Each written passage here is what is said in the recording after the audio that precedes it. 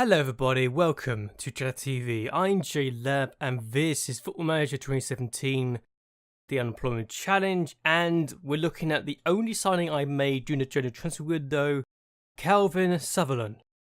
A left back I bought from Raith Rovers for £925,000. It was his release clause in his contract, so I took advantage of that to buy him. And he's played for at least 13 times in the league this season. I'll go through his stats now. He's played 20 times for me in all competitions, and we're looking to see what we can do in the future. But yeah, he's the only sign that was made. He's a leading player in this division, but he doesn't do very well in big matches, unfortunately, which is probably the only downside to him. But either way, I'm happy with his signing. It meant that we had strength in the left back position, meaning we had two leading players in that position, which is very good indeed.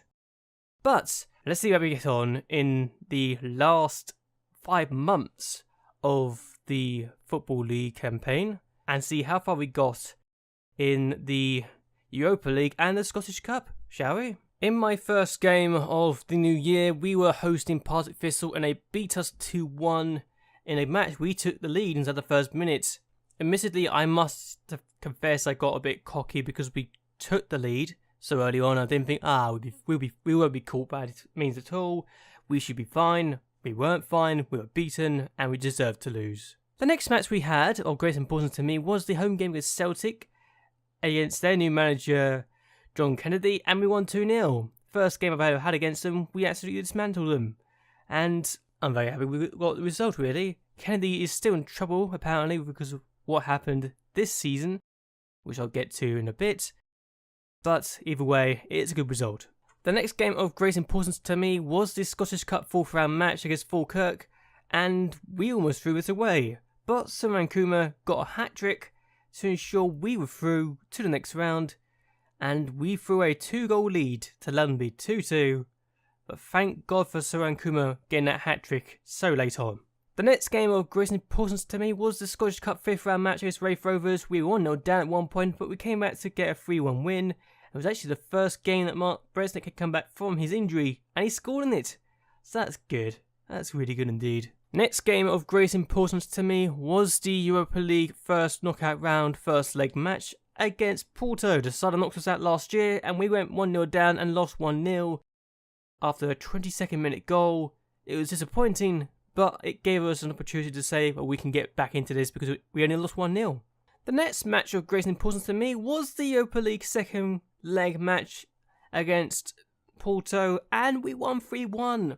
All 4 goals came in the first 22 minutes. We got 3 goals in a matter of 11 minutes. Thanks to Helder Silva, Batista and Williamson, and Alexander Lacazette scored to make it 3-1, but we held on for the win, and we knocked out the team that knocked us out last year. Another game of great importance was the Scottish Premier League match against Rangers away from home. This came before the second knockout round against Porto, but it was a 0-0 draw that said we could keep a clean sheet, though we didn't do very well with our attacking options, unfortunately. That needs to be improved. The next game of great importance to me was the Scottish Cup quarter-final match against Hibernia. We won 2-0. I've been struggling against Hibernia recently, and I don't know why, but this is a good sign for future things to come, I hope. The next game of great importance to me was the Europa League second knockout round first leg match against St. Petersburg, and we lost 1-0. In a game that could have been worse, could have been better, but the fact it's only 1-0 meant that we had a chance to come back at them. Could we? Here's the second leg of the Europa League second knockout round against Zenit, and we equalised in the 87th minute to give ourselves a chance to come back into this, and then we scored in the 105th minute to ensure we went through to the quarterfinal Europa League for the second year running, beating Zenit along the way. We've beaten 2 teams that we faced off against in the past, and had beaten us in the past as well, so that's good. The next game of great importance to me was the home game against Hibernia in the Premier League, and we lost 1-0. I'm a bit disappointed by that, I must confess. Local rivals, we should be beating them. Really should. Next game of great importance to me was the away game against Sevilla in the quarterfinal of the Europa League, and we lost 1-0. I think to myself, okay, we've lost 1-0 away from home in every first leg we've had so far. Could we come back and win this one? To answer that question, no we couldn't. We lost 3-1 at home after taking the lead in the 7th minute, making me think, okay, we have a chance. Let's see if we can hold on. But then we didn't, and we deserved to lose in that match. Shame, we've been knocked out in the quarterfinal of the Europa League for the second year running, but it's still good news to me. Shows I can do my stuff, doesn't it?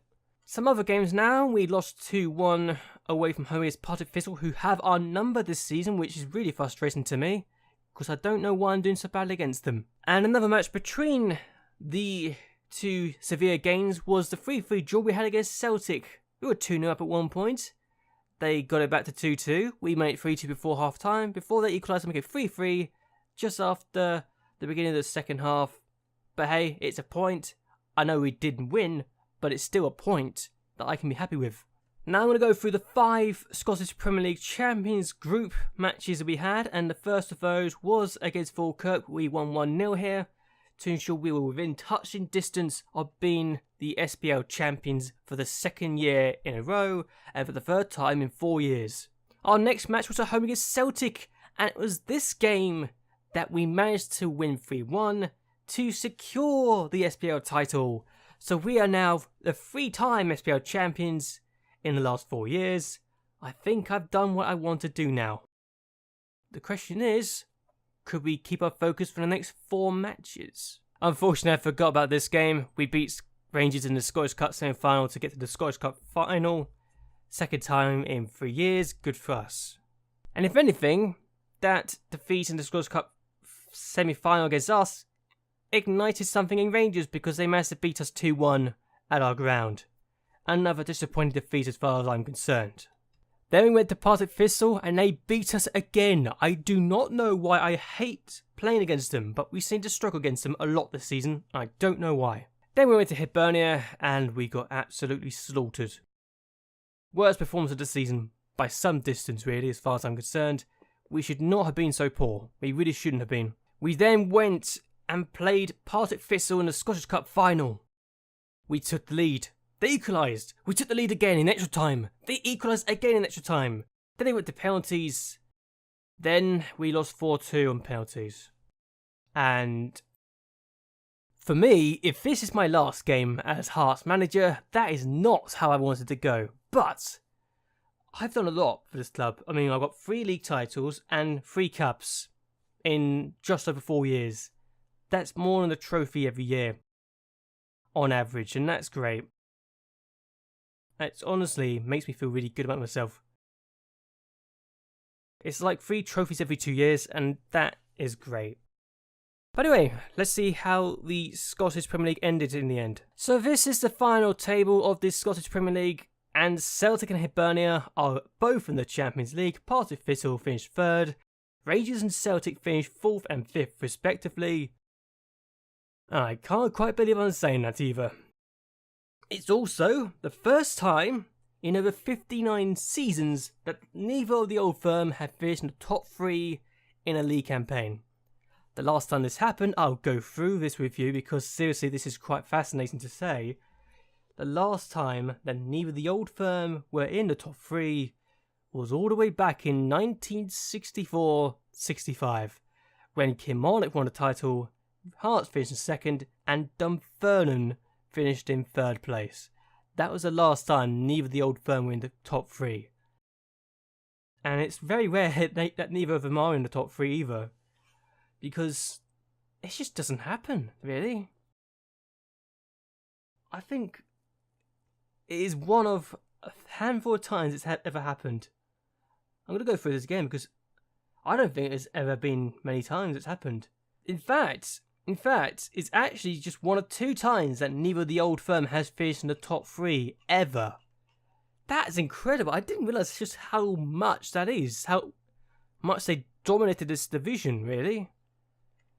Only once in history before this season have neither the old firm finished in the top 3 of the SPL. That is scary. So I'm now going to go to the Champions League, and as you can see, Paris Saint-Germain beat Barcelona 3-2 after extra time in the final to win the trophy. It is a good time for them. It's the 2nd time in 2 years they've done it, and it's the 4th year running they've been in the final, and the 3rd time in 4 years they've won the championship. But who won the Europa League? Monaco won the Europa League against Sevilla in the final to win the Europa League for the 2nd straight year. It means that the French teams have won both of the European trophies in the last 2 seasons, and I think they might become the greatest force in Europe soon if they keep this up. Honestly, it's quite impressive how they've done this. Right now, there isn't really any job that catches my interest because I plan on leaving Hearts this season. They tried to offer me a new contract, but I pretty much turned them down. And I'm pretty much going to say, look, I've been here for 4 years. I really don't want to stay here anymore.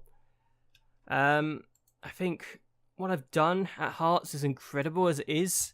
Fun fact though, in the last half of the year, I only won 12 matches, which for me is absolutely unforgivable. That we only won 12 matches out of 28? 30 odd matches?